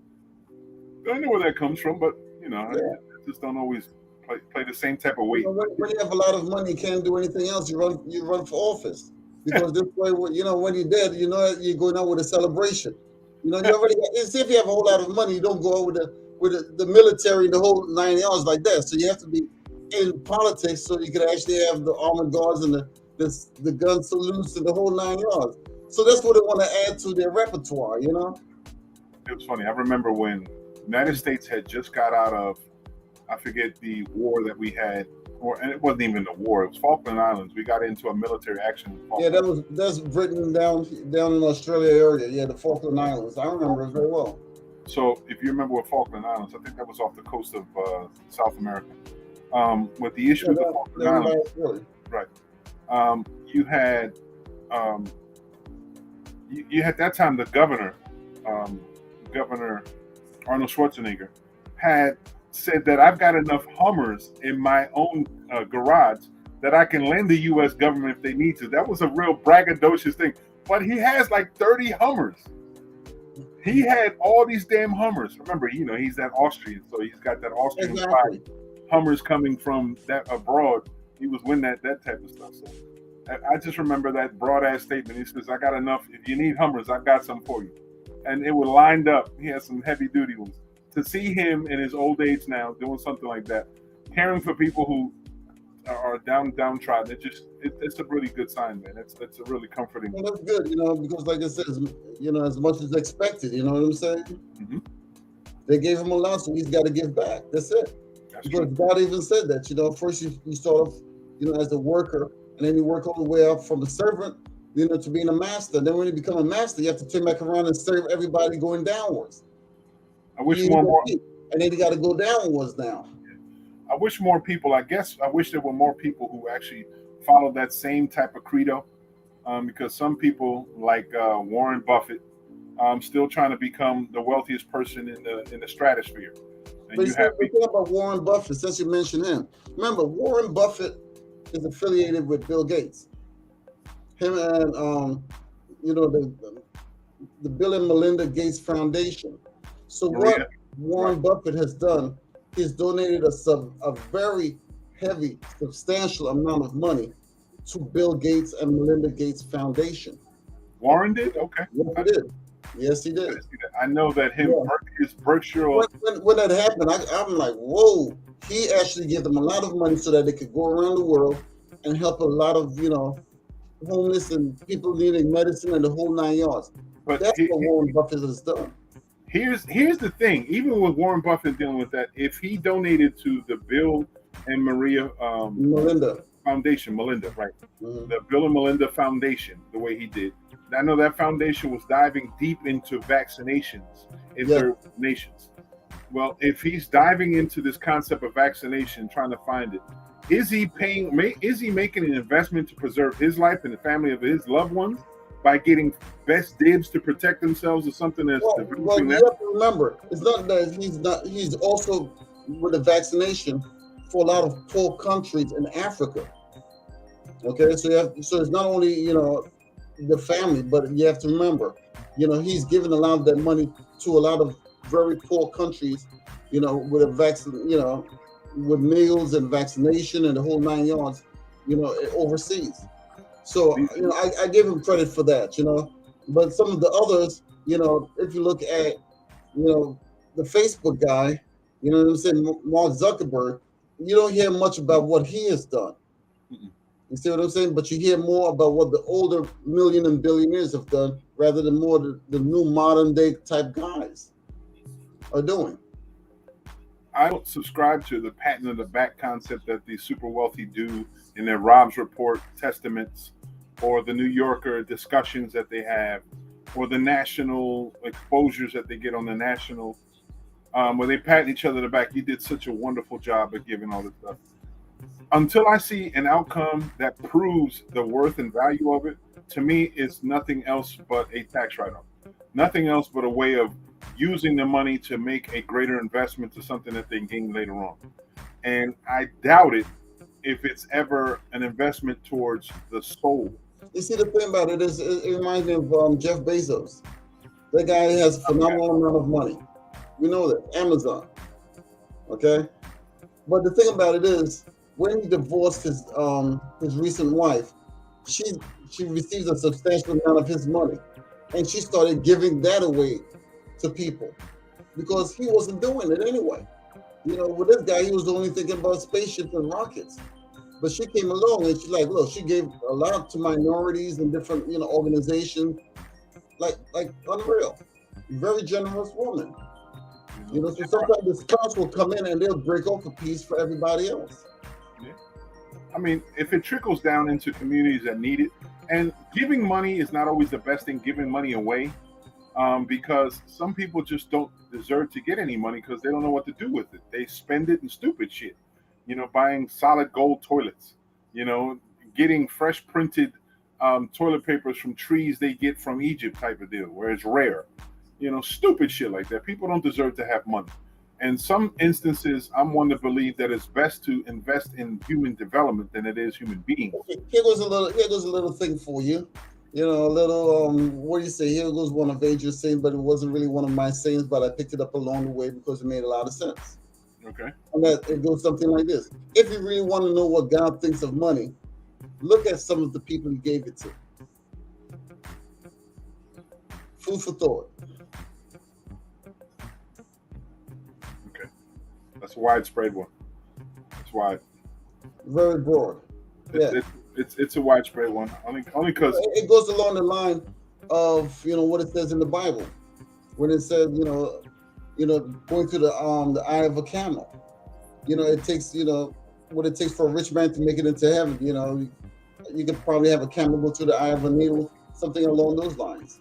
Mm-hmm. You know, so it's food for thought. Yeah. I mean, it doesn't necessarily. It's things to consider. See, the only degree in error is that we celebrate the celebrities of wealth. It doesn't necessarily distinguish who is actually that wealthy, because Jeff Bezos is the wealthiest celebrity, but he's not the wealthiest man.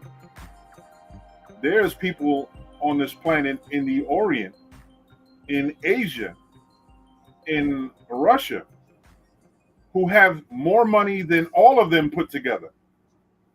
But you won't see their name attached to things. They won't be out there flaunting it.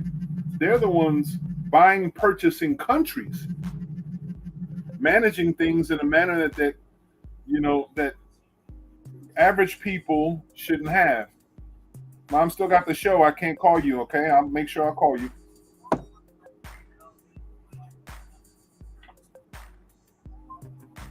So we there's people that are being identified on a regular basis. Like I just saw something, and on the internet, you'll watch different shows and stuff, and there was a Reddit channel, and this one guy says, you know, who we lying to about wealth, and he did like rovers, he using drones. He says he's an expose about this one guy in Malaysia. He says, you see this one home right here is worth $400 million. Said the person who owns this owns about 15 of them in Malaysia alone. He's super wealthy, so wealthy you won't ever know his name. You won't ever see his name. These are the people who are so wealthy that Jeff Bezos wants to be him. That person like Donald Trump would only love to get in his circles. These are the super upper crust, less than 1% that exist. But they exist in a realm that don't need and don't want attention. Those are the people that are living off the grid. They own the grid. They're not living off the grid. They own the grid. It's all these celebrity or wanting to be celebrity like Jeff Bezos or the Asian counterpart. What's this? Larry Ha, I think is his name, the one who owns Alibaba.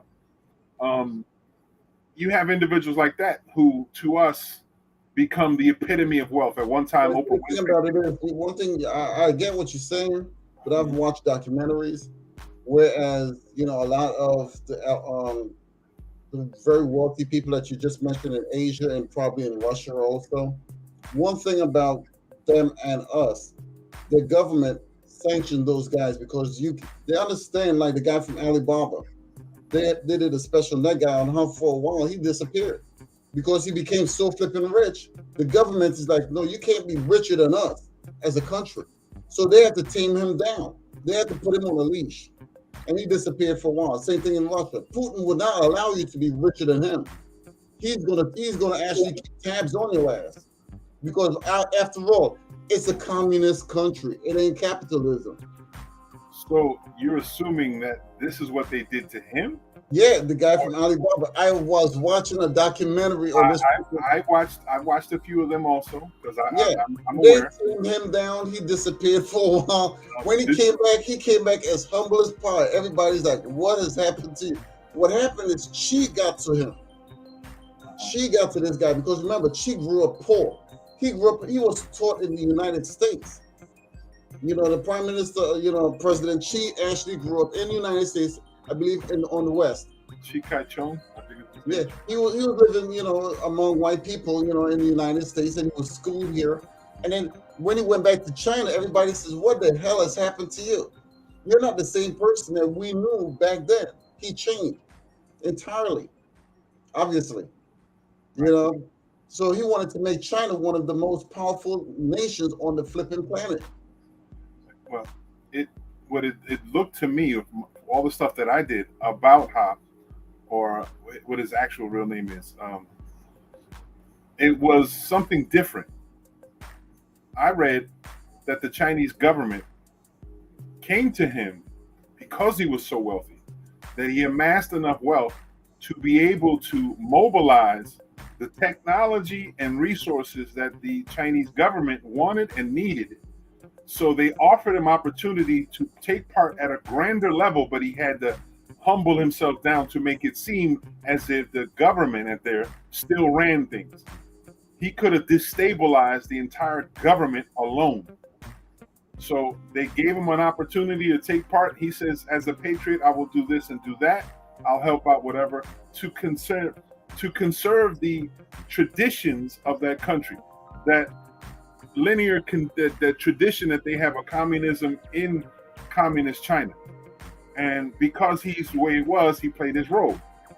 In the world, he still has the economic powers, he still has the finances, still has that, but he's playing his role not to destabilize China in the presence of the big wolf that they call the wolf in the north, which is Russia, the threat of India and Korea, which are alienated or aligned with American values, or Japan that's sitting on the coast of China that has the threat. So for them to preserve the tradition, value, and their high, or the way they appear around this, they came and collaborated.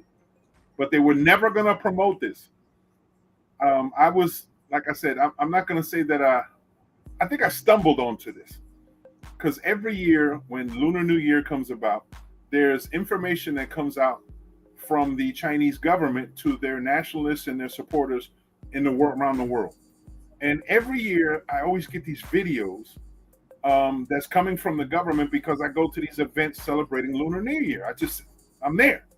So one year, I think it was 2 years ago, stumbled onto this, and I never knew. I'm looking at this stuff. I'm like, all right, let me check it out. I'm watching it. I'm putting on Google Translate on the whole line to see what I can do. And I'm looking at it, and it's starting to talk about some of the things. And I was like, I mean, it wasn't going to tell you everything that went down, but it was still to talk about the development of technology. And with him coming on, and I forget exactly the terms that they used. It was like a military term. That he's on board and be technology and Chinese technology is going to be this. And all I kept thinking, I was like, wow, that's something that's crazy. But again, you never know what is the truth when it comes to media and information. Because as long as there's an opportunity for the tail to wag the dog, we may not ever get the truth. So what we see may be a whole constructed element to provide a facade, where the back may be something totally different.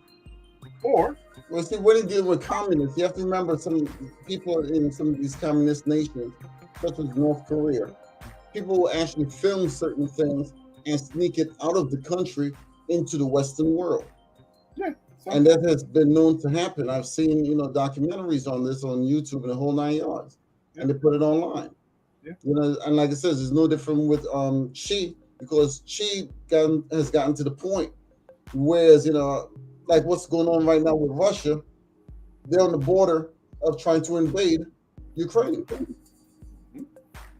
Yeah. So it's like back and forth. Why? Because they don't want Ukraine to become a part of the UN. So this is the big thing that's going on right now, and everybody, everybody's up in arms right now. They said they've never seen such, a mass, collaboration of armor equipment and military stuff ever since World War II, and that's what Russia's put up so far to invade Ukraine. Well, talked about it a little earlier. But like I said, the communist government don't ever want one individual to gain such a mass amount of money and power over the country. It will never be that way, and they prefer to have the leader to have all that, just like what you had down in Venezuela. And the guy that actually came, Maduro, he's a lunatic. He's a lunatic, you know what I'm saying? He's talking to birds and stuff. Talking to birds. Yeah. It's just funny. Not like Chavez. Chavez grew up poor, and he was giving them, and during the Chavez time, he was giving a lot of stuff to a lot of the poor people. And once Maduro took place after Chavez, everything went to hell down there. Man, I'm inclined to, history-wise. I've been a history buff. When I went to college, history was very important to me. I took a lot of classes, and I was able to find a lot of things that were new discoveries to me about some of the facts. And that's why I said what the population sometimes get through the news resources and how the media moguls seem to push an agenda and a dialogue because it's friendly and Americana and it's very patriotic. The truth sometimes can really enlighten you, the type of person. Like you talk about Hugo Chavez. Hugo Chavez is being pushed as being this oligarch who was incredibly arrogant and wanted to destroy people's lives and everything. Hugo Chavez was the reason why American poor people were getting free oil. Exactly. And guess who the guy that was delivering it? One of the Kennedys. It was one of the Kennedys that brokered the deal. Back then, during the winter months, they would actually have an oil tanker come from Venezuela straight on up to the United States to actually distribute oil for heating oil for the poor people up here. Yeah. And they managed gas stations throughout the United States that were always lower than all the other gas stations in the area. I forget the name of the company, but it was white and red. It used to be right down Main Street and Delilah Road. And it was the Sunoco that's off of Delilah Road with the little stores near Park Avenue. That used to be it too. They were owned by Venezuela. Venezuela under Hugo Chavez was a very wealthy nation. The nation itself was so wealthy that jobs, the economy was abundant like crazy. Abundant. It was one of the richest communist countries. Exactly, in South America. You're absolutely right. And now with the death of Hugo Chavez and how America went in there and destroyed everything, now they're some of the poorest people on the planet, starving, fighting to see what they can do, trickling over to their other sister nations across for help and assistance. And the resources are still there. They're still getting oil coming from that country, still gasoline. It's just you have the wrong people in power, and they're basically taking it away from people. Like Nigeria at one time, in the Congo, you have other areas that had petroleum, oil coming out, and they're rich countries, but the resources are being stolen, and the monies that's supposed to come to look at Nigeria. Nigeria had that oil line passing through Nigeria. Yep. And what happened? The people will actually tap into the oil line and steal the oil from the oil when they pass into the oil pipes. Yeah, refining their own gasoline, creating these pockets of toxic areas that were killing the environment, killing animals and stuff, only to try to make a living selling these toxic gasoline. This situation going on back and forth. And trailer loads. I saw Vice News about these cars that would go from one state side to the other with all these different containers of gasoline tagged onto it. You can see visually how dangerous it was, and the people driving were doing it so they can provide a living, and they make big payoffs down the road. Every time they had police or patrolmen stop their way, they were paying them thousands and thousands of dollars. It was incredible the risk that they would take. Like you said, Venezuela was a very lucrative country down there, and ironically enough, because between Venezuela and Trinidad, there's a strait there of water. Yeah. But that strait there is pretty much owned by Trinidad. So oil was discovered in that area. Okay. And then Venezuela tried to claim it. And Trinidad said, no, that's our property right there. So now we have oil. So now one of the richest countries down there would so happen to be Trinidad, because there's sugarcane. We have a lot of resources and stuff coming up out of there, including oil now. I did not know that Trinidad is the only location on the planet that has a natural resource that's natural to Trinidad that nowhere else can have. It is the pitch lake. That's what it's called. It's called a pitch lake. It's the tar that you have on the ground that asking for the roads. Yes. It's from a lake. Yes, we have it. That's one of the main reasons. Exactly. That's what I was telling you. I was blown away because you look at it, it looks like it's the most toxic thing on the planet. They said Trinidad is the only location that actually funnels it out of the earth, and they have it so much, and that's what it is. The substance that does that works with a kite to make blacktop all over the nation. Yeah, correct. So all over the world they manipulate it. So Trinidad is like, yeah, you like riding on that road, right? Yeah. It's called a pitch lake. That's what we call it, the pitch lake. Pitch lake? Okay. Yeah. I can remember the term of it. It's some sort of substance. I couldn't remember. It's like a tar. It's the tar. You know, how they manufacture or how they. It's the tar. Yeah, we call it pitch, but it's basically the tar that they actually put within they mix the gravel, with the tar, and then you have the road. That's amazing, man. That's amazing. It looks like it's extremely toxic too, though. But that's amazing. I just never thought. It's totally natural resources, just like you said. Yeah, because it becomes right. Yeah, that's one in many things that we own down there. And like it says, now that when it turn back around, now we have the pitch lake, we have the sugar cane, we have the coca, you know what I'm saying, to make, coffee and all that kind of stuff, Right. And then you have, you also have, Carnival is another big thing down there, the largest one down there other than Venezuela, Brazil. So we have a lot of resources coming up out of that country. It's phenomenal. And the thing about it is, because Trinidad also says, we want to have a carnival all around the world, and then everybody comes back to Trinidad to party. And they've done it. Everywhere you go to Miami, you go to Houston, you go to Boston, you go everywhere they have, go to New York, everywhere you'll find a carnival. That was planned. That was planned. You go to Montreal, you go to Canada, Toronto. I feel the Trinidadian love emanating out of you. I totally understand. The strange thing about it, when I went to school, I told a lot of people, like, where's Trinidad?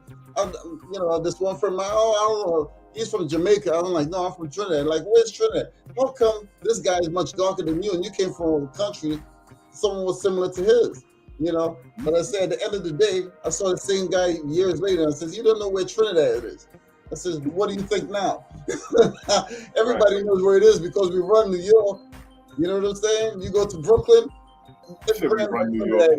Yeah, you go Brooklyn. All right, my man. You don't have to sell. You don't have to sell Trinidad anymore to me. I'm with you. Sold itself already. You don't have to with me. I got tons of love for the beautiful island, the country. Yeah, all I have to do is to bring you a routine. You good? Not even. I didn't even need it. I told you I had a love and appreciation without even knowing. See? Yeah, But I just found it kind of curious. Like I said, when I stumbled, I said, "Yo, that's kind of cool, man." I love to find out certain things, new things that you've never known about sister islands or places around the nation. The thing about it is natural resources also, because the largest amount of turtles are located right in Trinidad, also on the beaches. A lot of the turtles come on the beaches, and then they go back out into the ocean and stuff. Phenomenal amount. Right. Well, that's not too far from Pig Island. I think Pig Island's off the coast of Venezuela. The island where there was so many pigs that were domesticated, brought on to the island because of the ships or whatever kind of straits were going to them. So they were left there, and then they basically grew, and there's thousands and thousands of pigs there, and people would come visit the pigs, bring in food and snacks. That sounds like a Christmas feast, if you ask me. That's what it is. You know what I'm saying? Right people, they be like, bet. Turkey Island. Turkey Island is where you're gonna go hang out around Thanksgiving. And then there's a place on the West Coast that's called Cat Island, where they have nothing but a whole bunch of feline freaking cats like crazy. That's like Snake Island. The whole damn island. There's islands all over the world that have a certain particular habitat or a particular population of animals that aren't necessarily the same. Like Christmas Island, they have a hell of a lot of crabs there. Those little the red crabs, yeah. And I always kept thinking, I was like, shit, what? That sounds like a cookout. All the red crabs, people just don't eat them. They don't sound like a cookout, because down south, what do they call those things? Those crustaceans that they have the boil with? I can't remember. They have like say down in Louisiana and Mississippi when they have a boil. Louisiana crawfish. That's what I'm looking for. Yeah. It's true. Crab Island got a whole lot of that. A whole lot of that stuff in a minute. Yo, you know what? Hey, Mo, it's just that they haven't discovered it as of yet. That's all there is to it. Yeah. My wife just recently made an aha moment. She didn't realize that there was crawfish all over the world. Like, that she didn't know how they were like different islands where you can catch crawfish or shrimp, as they call the island, the freshwater prawns, all over inside the rivers. It's like, yo, over here, we made to believe like it's premium eating. It's junk eating everywhere else in the world. You can find it at any little crack river, any something, The giant ones in Malaysia, the ones that look like lobsters, that's because they're one thing that I really enjoyed about Trinidad, growing up down there, is as a child, every Sunday we'll go to like the market. Mm-hmm. And all of the, a lot of the farmers, whether it's pigs, chicken, or whatever, they'll bring it to the marketplace, in the center of town. And even the fish is freshly caught, from the Caribbean Sea, right. And they bring it to the market. And it's totally fresh, caught that day. You can't beat that. You know what I'm saying? There's nothing frozen that you have to wonder where it came from. You know where it came from, and you can still even, smell the aroma from the ocean here and there. Yeah, that's popular in Puerto Rico too, because Luquillo, Ponce, the beaches off of there. As soon as the boats come in, people are cooking like crazy. Exactly. All kinds of stuff. Some of my best fish meals, I can remember as a child growing up is like, from Trinidad. Yeah. Well, coming as an island boy, as you say, there's so many wonderful memories that we have because of the national traditions that we have, our eating habits that we share, and things like this that you just can't deny. That's the beautiful thing about it. And when you get a chance to go, if you're like a smack dab in the middle, big city kind of person here in the United States, you've never been blessed by living that experience. So the minute you go there, you're like, wow. And to us, it's like, what? Wow. Okay. Well, that's it. What about this? you know, growing up on the islands and coming to the United States, you get to see the best of both worlds. Yeah. First of all, you know, down there, yeah, you have much more natural eating and the whole 9 yards coming up from the ground and from the earth and trees and things of that nature. Yes. You know, in the United States, you have very seldom of that because they have, you know, what do you call it? Not food shortage, but a lot of the rich people eat a lot of the best foods, you know, in the United States. Right. You know, but ironically enough, you have the best medical, you know, facilities here in the United States, but they don't have it down on the islands down there. So it's like a reverse. So if you're down on the island and stuff and you want some really good medical care, you have to come to the States up here. If you want some really good cooking, you got to go down to the islands. You know, it's like. But here's the crazy thing, though. A lot of the best physicians are trained in the schools on the islands.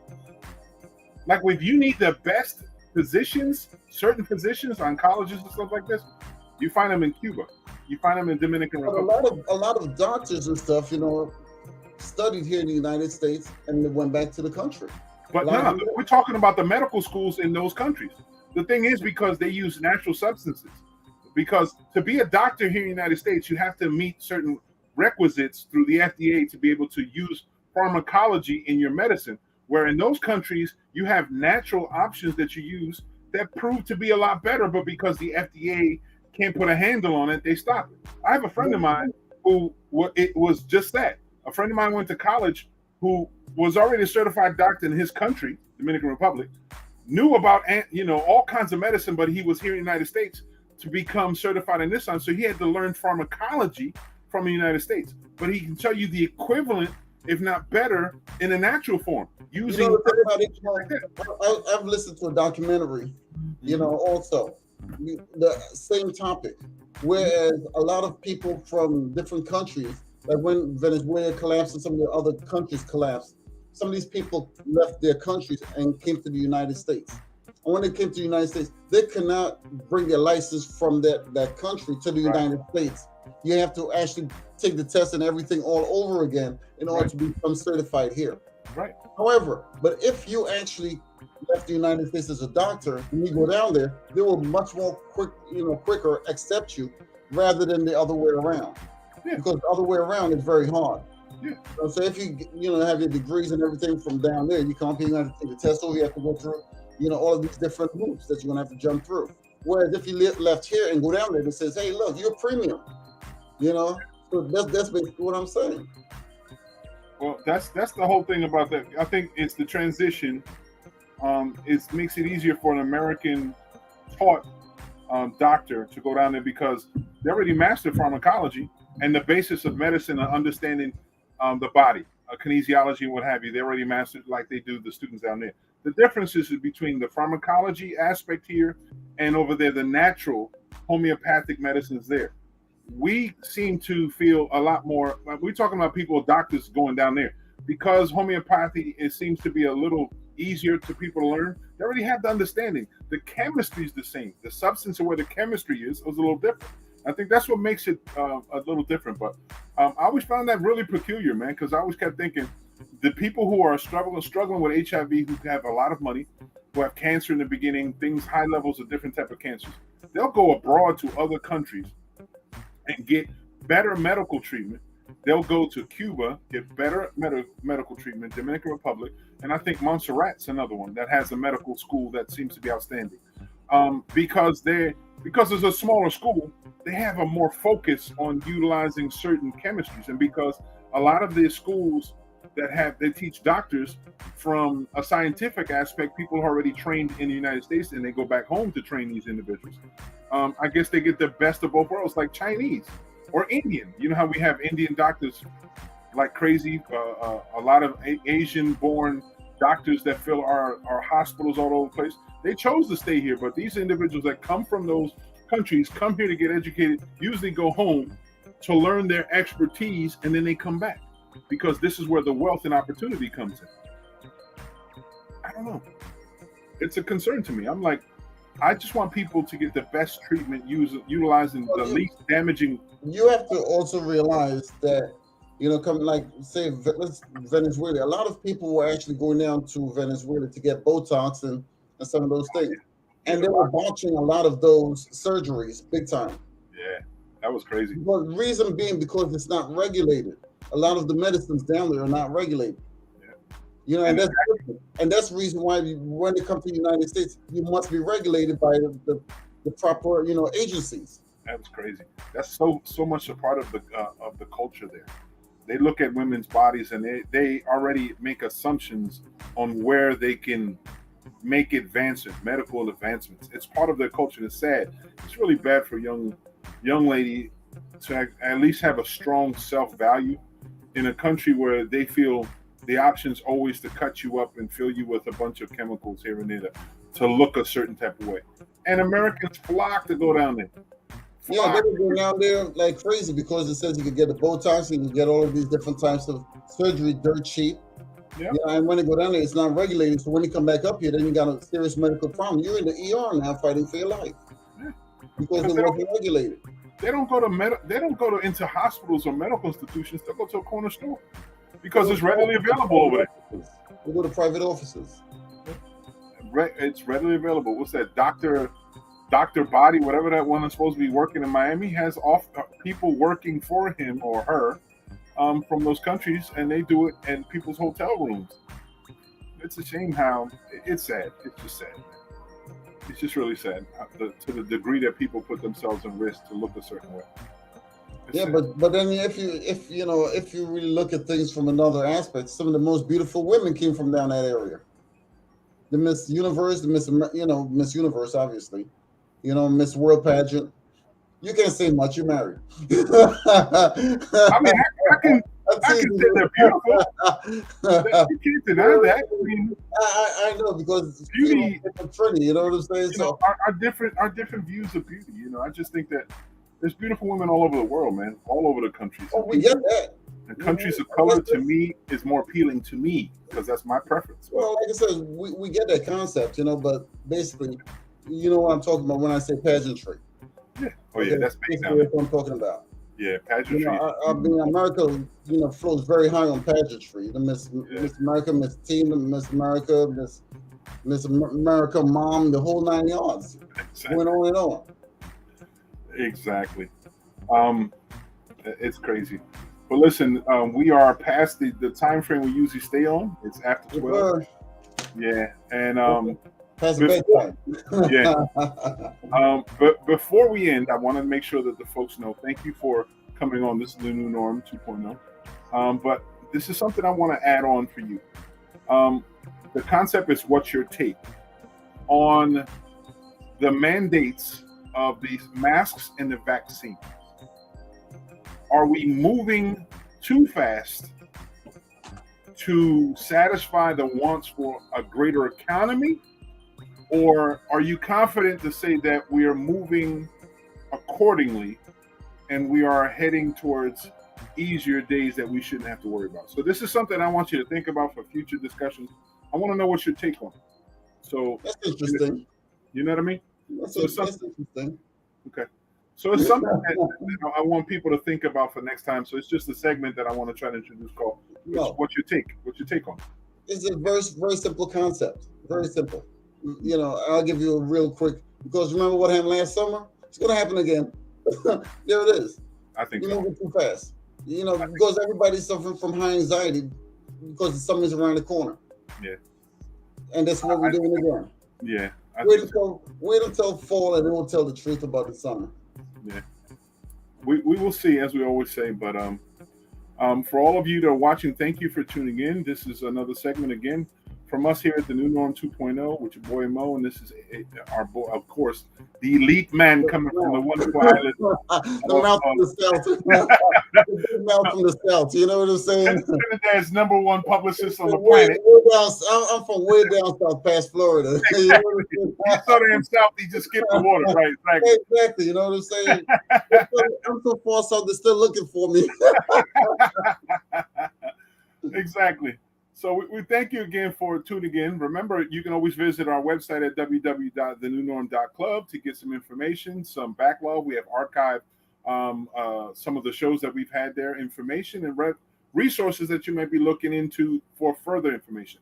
If there's a need for you to contact it, you can use the comment page there to leave us a discussion, or possibly what's your take on this and that, and we can expand a little bit more in discussions, or if there's something else you'd like to talk about, or you'd like to hear our take on certain things, you're welcome to share it there. Remember, it's really important for you to engage in the dialogue, because that's the only way we'll be able to tell what's going on with our lives and how we seem to be and how we're going through this thing.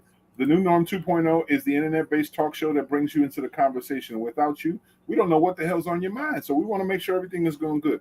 We've always been a conduit of good, positive information, even sometimes some nonsense that we love to joke around, because we're simple individuals that like to laugh at times.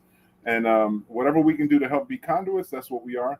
I'm gonna give the show over to Adrian to see if there's anything he'd like to share, any new inspiring information, or some events he'd like the world to know. But Adrian? Well, tonight while I was out, first of all, they're expecting more snow this weekend. Yeah. Super Bowl. A lot of people, not privy to that. That's one. We've had our fill of snow already. Yeah, we've had enough snow already. I'm ready to move back down south. You know what I'm saying?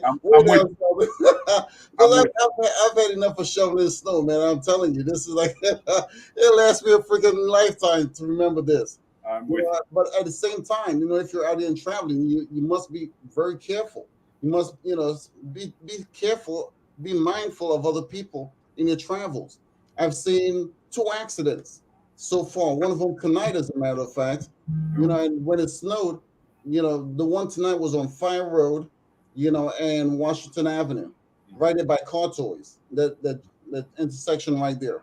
Mm-hmm. People are not paying attention. People are speeding through, trying to breeze through the lights and the whole 9 yards. It's not worth it. It's not worth your life. Right. Just slow down, take time. Respect other people. That's what we really need to do. Right. That's it. Just be safe for the weekend. You want to survive. Exactly. We need everybody alive. Be positive and test negative. Wear the mask still. Damn, he said it best. He said it best. So thank you for tuning in again. This is the New Norm 2.0 with your boy Mo Delgado. Hopefully we've given you some sort of information. Remember, pay attention. There's a lot of shit going on around the world. When things are happening at the Ukraine can impact us heavily. So let's keep our thoughts and prayers to the men and women out there in service. And let's hope that the people in power really, instead of thinking with their balls, let's think with their hearts and the impacts of their children and their grandchildren going on in the future. Remember, the Olympics are taking place. If you have an Olympic person that you're watching, an athlete, let's support them, because ultimately they have dreams, and as we all have dreams, we should be supportive of one another. I'm holding on to the concept that I want everyone to be blessed, but I'm also adding on to be a blessing to others. So I hope you enjoyed your time. Thank you again for coming and sharing some time with us. Hopefully we'll see each other again next week. And if not, please click on to the internet. You'll see us on the YouTube and also on Facebook. You got plenty of avenues that you can communicate with us. Please do so. Without you, there is no me. Thank you again. God bless you. You take care of yourself.